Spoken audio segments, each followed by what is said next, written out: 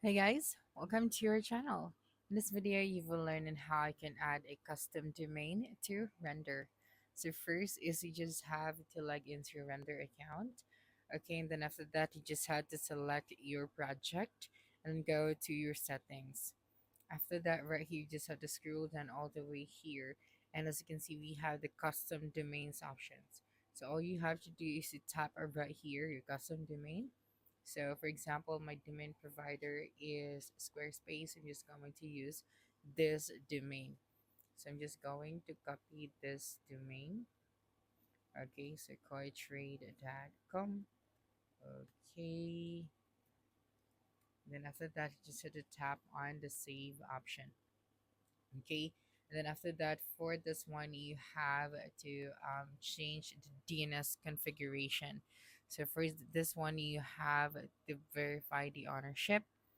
Okay, and then you have to add this records.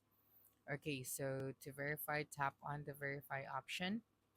Okay, so we are going to add the CNAME for this one. Okay, so here for the DNS configuration instructions, you just have to tap on this one.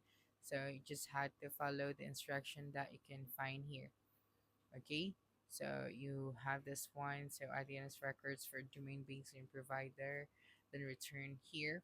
And then after that, you just have to proceed to the next steps. For example, this one.